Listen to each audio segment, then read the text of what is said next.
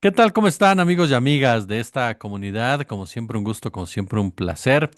Vamos a platicar de intervencionismo, vamos a platicar de las formas, estructuras y qué tanto está interviniendo o intentando intervenir Estados Unidos en México. ¿Y quién mejor que con mi querido Aníbal García, investigador, comunicador de Contralínea, por supuesto, y a quien le agradezco muchísimo que esté aquí con nosotros? ¿Cómo estás, Aníbal? ¿Qué dices? ¿Qué tal? Es un gusto estar con tu audiencia, querido Jesús. Y bueno, este tema, desde luego que es del primer orden para lo que estamos viviendo actualmente en México. Totalmente de acuerdo contigo. Y decirte que mi admiración, respeto por las investigaciones que están llevando a cabo precisamente en ese sentido, querido. Y por ahí comenzaría. Cuando hablamos de intervencionismo, ¿cómo interviene Estados Unidos? ¿Cómo se mueve Estados Unidos para ir distinguiendo, ¿no?, las maneras en cómo está ocurriendo en la actualidad? Bueno, mira, ahí empezaría primero haciendo un mínimo, muy breve repaso de lo que ha hecho Estados Unidos en América Latina particularmente, porque hay una larga historia de intervencionismo de Estados Unidos desde el siglo XIX hasta la actualidad. La principal forma que había tenido Estados Unidos antes era deponiendo a presidentes que eran incómodos, incómodos para sus élites gobernantes e incómodos también para las élites económicas estadounidenses. Están varios casos de golpes de Estado en América Latina en el siglo XIX. México fue uno de ellos también, y la expresión, por ejemplo, del mismo Santana cuando le cede territorio a Estados Unidos es otra de las formas de expresión del injerencismo de Estados Unidos, no solamente con la parte de los golpes de Estado, sino también con otro tipo de élites nacionales o de oligarquías a las cuales se iban sumando los Estados Unidos. Y esa fue la forma histórica que tuvo el gobierno estadounidense de perpetrar este tipo de golpes de Estado. Posteriormente, hacia el siglo XX, ya con la Guerra Fría, eso se va modificando, se va cambiando, va evolucionando hasta llegar a lo que tenemos actualmente, que ya no solamente es un golpe militar, como lo hicieron en muchas ocasiones en la historia de América Latina, sino ahora ya hay otro tipo de formas de incidir y de practicar esta injerencia por parte de Estados Unidos. Una de las formas que tiene actualmente invadir un país es costosísimo. La última vez que eso sucedió fue en Panamá en 1989, que casualmente ese golpe, esa invasión y esa forma en la que depusieron a Noriega en aquel entonces fue la primera invasión que hizo Estados Unidos en América Latina por razones de narcotráfico. Y esa forma, esa característica de vincular la deposición de un presidente por tema del narcotráfico es algo que vamos a ver hasta la fecha. Entonces, a partir de eso, de esa última intervención militar, lo que vemos ahora es injerencia a partir del financiamiento. Financiamiento que hacen para organizaciones, financiamiento que hacen para think tanks, financiamiento que hacen para una gran cantidad de supuestas organizaciones de la sociedad civil, pero también de medios de comunicación, no solamente a nivel América Latina, sino propiamente a nivel mundial. De hecho, esa investigación ya ahora la tienen muchos medios de comunicación. Se sabe que a partir de este cambio que ha habido en la USAID, esta Agencia para el Desarrollo de Estados Unidos, que es una de las que financia una gran cantidad de proyectos en el mundo, fue la que financió también distintos medios de comunicación en el mundo y particularmente en América Latina. Medios de comunicación que tienen como finalidad incidir en la percepción de la política de las personas. ¿A qué me refiero? Cuando hablamos de medios de comunicación como estos que están siendo financiados por Estados Unidos, particularmente por la USAID o también por la NED, que es la National Endowment for Democracy, tienen como uno de los principales temas el combate a la corrupción. Y en el combate a la corrupción, pues es, digamos, uno de los elementos que cualquier persona no va a estar a favor de la corrupción. Hay un consenso a nivel internacional, a nivel regional y a nivel nacional en las distintas escalas de análisis en el que uno no puede estar a favor de la corrupción. Entonces, uno de los tópicos que tienen este tipo de medios de comunicación es investigar la corrupción. Y como en el caso, por ejemplo, de Ecuador, y ya ahí ya vamos entrando como un poco más en materia de los casos particulares, en el caso de Ecuador tuvimos una cantidad enorme de financiamiento que hizo Estados Unidos a distintos medios de comunicación para posicionar el tema de la investigación al combate de la corrupción de partidos y de políticos, como fue el caso del expresidente Rafael Correa. O ese es uno de los casos, el otro es el de Brasil con Lula da Silva. Entonces, esa es la forma que tiene ahora Estados Unidos de incidir y de tener poder de injerencia en los países en América Latina a partir del financiamiento que hacen a estas formas que acabo de describir, think tanks, organizaciones y medios de comunicación. La otra es la injerencia que hacen a partir del financiamiento de una gran cantidad de programas de asesoría militar. Y eso tampoco es nuevo, eso lo han hecho desde el siglo XX, desde la Guerra Fría, eso lo han ido haciendo, digamos, sistemáticamente con las Fuerzas Armadas de América Latina y lo hacen también a nivel mundial. Pero hablando particularmente de América Latina, esa expresión que tienen de financiar cursos de preparación para los militares latinoamericanos, lo hacían en su momento en la Guerra Fría en Panamá, en lo que se conoció como la Escuela de las Américas, en donde particularmente los militares aprendían algo que se conoció como la doctrina de seguridad nacional.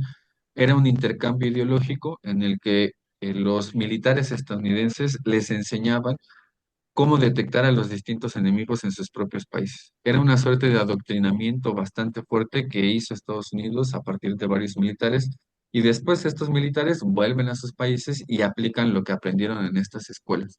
Y casos como esos tenemos de dictadores, por ejemplo, Rafael Videla en Argentina, Augusto Pinochet, también en Chile, una gran cantidad de militares brasileños, también militares centroamericanos, particularmente la Guardia Nacional Nicaragüense, que estuvo previo a la revolución del Frente Sandinista con Anastasio Somoza, todos ellos fueron entrenados por Estados Unidos. Y eso ahora ya ha ido cambiando. ¿Y en qué se centran? Se centran en la parte del combate al narcotráfico, del combate al terrorismo y también de entender cómo se puede combatir la pobreza en nuestros países desde una mirada contrainsurgente. Entonces, estas dos formas que tenemos actualmente es la forma de incidir y desde luego que también en su país, en la misma prensa nacional estadounidense, con la presión que hace también las distintas agencias del gobierno estadounidense, filtrando la información a medios de comunicación internacionales o con incidencia internacional, como pueden ser el New York Times o Washington Post, o lo que hemos vivido acá en México también a partir del año pasado con lo que se filtró con ProPublica y con Tim Golden, es esa expresión también que tiene Estados Unidos de incidir de una forma mucho más velada en nuestros países a partir de este tipo de formas. Entonces, para ir haciendo como este cierre del primer comentario, ahora tenemos una forma de injerencia de Estados Unidos que es algo que se conoce como un poder suave. Poder suave que no es esta injerencia militar o este golpe de Estado con apoyo de Estados Unidos, pero que sí se traduce en una materialidad concreta en las poblaciones de América Latina por lo menos y del mundo. Aníbal, y en este marco encaja perfectamente este señor Ron Johnson, me imagino. Claro, él de hecho es uno de los embajadores en México que no tiene un perfil propiamente diplomático, él tiene un perfil militar, él fue un ex boina verde, fue alguien que tiene una, es más bien alguien que tiene una preparación bastante larga en temas de seguridad, en temas también de combate al narcotráfico y también ha sido alguien que fue asesor del mismísimo Comando Sur, que es el comando que se encarga de vigilar y proteger gran parte de América Latina, desde Centroamérica hasta la Patagonia, porque el Comando Norte vigila toda la parte de Norteamérica, incluido México y también las Bahamas. Entonces, es alguien que conoce de cerca América Latina y también tiene una experiencia en la guerra contra insurgentes en El Salvador en la década de los 80 y en la primera administración de Donald Trump entre 2017 y 2021. Ronald Johnson fue embajador en El Salvador, entonces es alguien que conoce de cerca la región, es alguien que es experto también en operaciones especiales y bueno, ese es el perfil que nos está dando ahora la administración Donald Trump en México. En este punto, él coordina, o sea, él ayuda a coordinar esto, o viene ya desde otro lado, el Departamento de Estado, el Departamento de Justicia, estas acciones que mencionas. ¿Cuál es el papel de él ya en el terreno, por ejemplo, con base sobre todo en lo que hizo en El Salvador? Pues mira, por ejemplo, en el caso de México, hemos logrado determinar que a partir de la iniciativa Mérida, hubo un incremento sustancial de la asistencia que hablaba hace un momento, asistencia económica que se traduce en recursos para una gran cantidad de think tanks, de ONGs, incluso de universidades aquí en México y en Estados Unidos. Y eso lo operativiza la Embajada de Estados Unidos aquí en México. La Embajada aquí en México tiene distintas oficinas e incluso llega a tener representaciones de departamentos del gobierno de Estados Unidos. Por ejemplo, el departamento, bueno, el Departamento de Estado es lógico porque él es el que se encarga de toda la parte de la diplomacia de Estados Unidos. Pero también tiene ahí la presencia ahora del Departamento del Trabajo. Hay que recordar que a partir de que se transforma el Telecán a TEMEC, una de las cosas que solicitó Estados Unidos es incluir la revisión de la democratización de los sindicatos. Entonces, ahora incluye dentro de la Embajada de Estados Unidos una representación del Departamento de Trabajo. Lo mismo sucede, por ejemplo, con el Departamento de Justicia.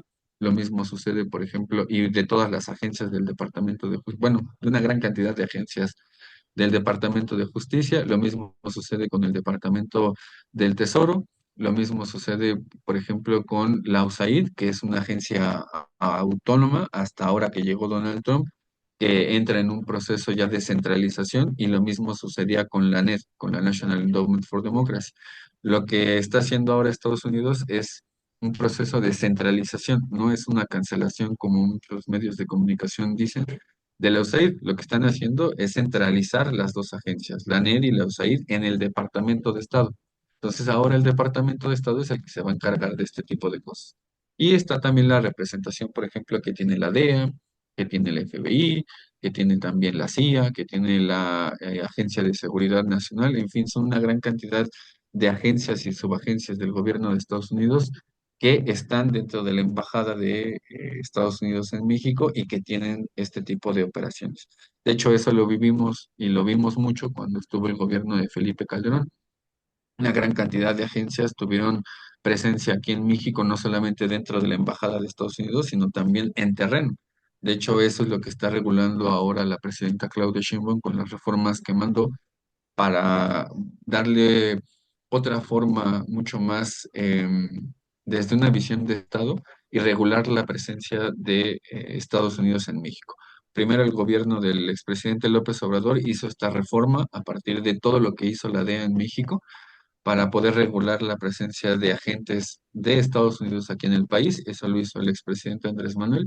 Y ahora Claudia Sheinbaum lo que está haciendo es regular también el financiamiento que hacen países extranjeros, porque no solamente es Estados Unidos, lo mismo podemos hablar, por ejemplo, de la cooperación alemana o de la cooperación que hace la Unión Europea. Entonces, lo que se está haciendo ahora es regular a partir de una modificación en las leyes para fortalecer desde una visión del Estado todas las operaciones que llegan a hacer con este tipo de recursos y financiamiento que dicen es financiamiento para el desarrollo.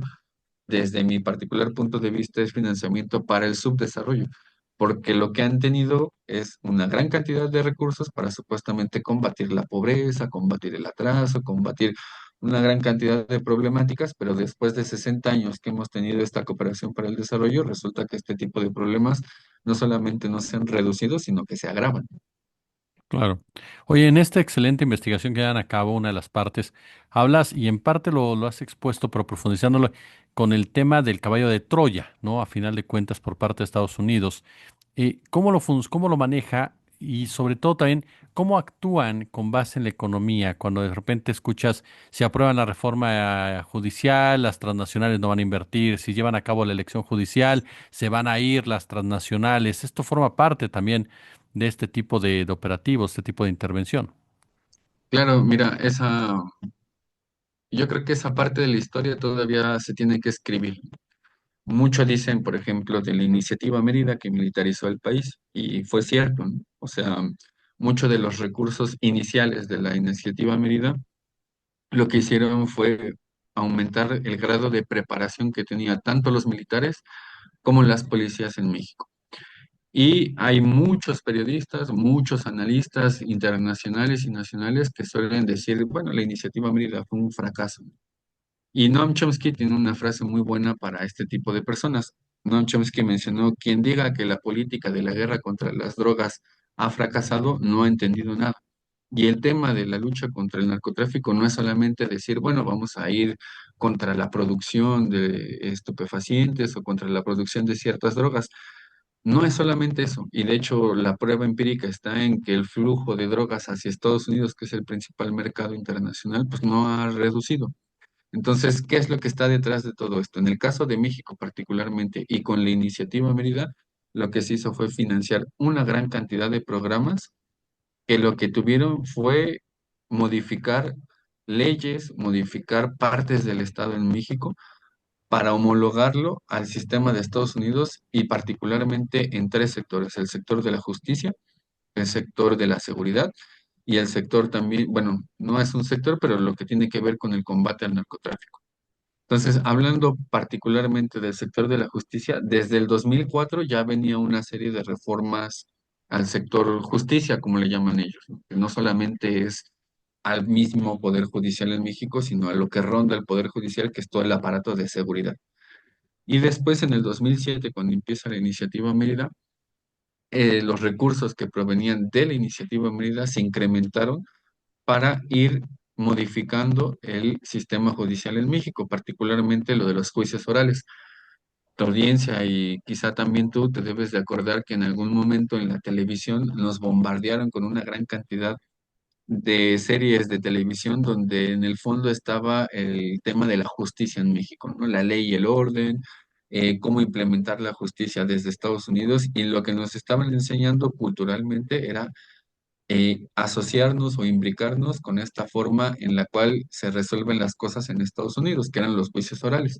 Y en México aplicaron esa reforma, pasar de un sistema inquisitorial, que era la forma en la que antes procedía la justicia en México, a ahora tener juicios orales. Pero no solamente fue eso, sino también fue implementar una cantidad enorme de programas que tenían que ver con la protección a las víctimas, con el combate a la corrupción, modificar incluso leyes en México que tenían que ver con estos dos temas y también con el tema de seguridad, modificar incluso hasta la misma PGR, el cambio de la PGR a la Fiscalía General de la República con su ley orgánica estuvo también auspiciada y promovida por los recursos que venían de la iniciativa Mérida.